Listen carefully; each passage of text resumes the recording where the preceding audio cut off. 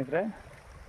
1 ಎಕರೆ 4 ಕುಂಟೆ ಬಂದಿರುವಂಥ ಜಾಗ, 1 ಎಕರೆ 6 ಕುಂಟೆ ನೋಡಿ. ಚಾನಲು ಬೇಕಾದ್ರೆ ನೀವು ಬೇಕಾದ್ರೆ ಬೇಡದ್ರಲ್ಲಿ ನೋಡಿ. ಅಕ್ಕಪಕ್ಕ ಎಲ್ಲ ತೋಟ ಮತ್ತು ಊರಿಗೆ ಅಟ್ಯಾಚು. 100 ಮೀಟ್ರ್ ಮಾತ್ರ ಮಡ್ ರೋಡು ನೋಡಿ. ತೆಂಗಿನ ಮರ ಈ ಥರದ ಒಂದು 20 ಮರ ಇವೆ. ಆಮೇಲೆ ಒಂದು 3 ವರ್ಷ ಆಗಿರೋಂಥ ಒಂದು 40 ಮರ ಇದೆ. ಈ ಥರ ಆ ಥರ ಗಿಡಗಳು.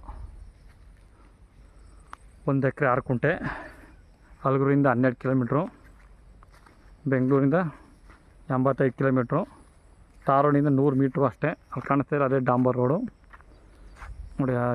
ಆ ದೊಡ್ಡ ಮರಗಳು ಕಾಣಿಸ್ತಾ ಇದೆಯಲ್ಲ ಅದೇ ಡೆಡ್ ಎಂಡು. ಬಾಳೆ ಹಾಕೋನೆ ನೋಡಿ. ಈ ಥರ ಇದೆ ಮರಗಳು. ಒಂದು 40 ಮರಗಳಿವೆ. ಮಧ್ಯೆ ಒಂದು ಅಡಿಕೆ ಹಾಕೋರೆ.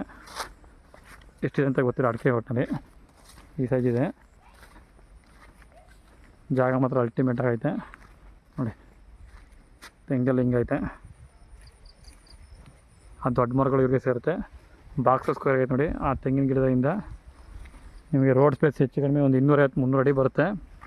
2 RTC, 1 ಎಕರೆ 8 ಕುಂಟೆ. ಜಾಗ ಮಾತ್ರ ಸೂಪರ್ ಆಗೈತೆ.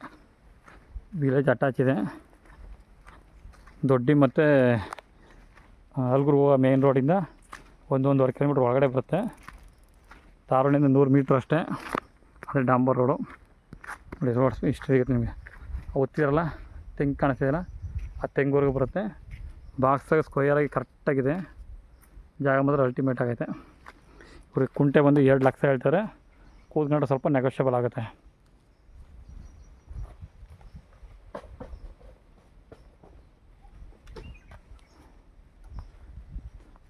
ನೋಡಿ ತೆಂಗಿನ ಗಿಡ ಎಲ್ಲ ಈ ಥರ ಇದೆ.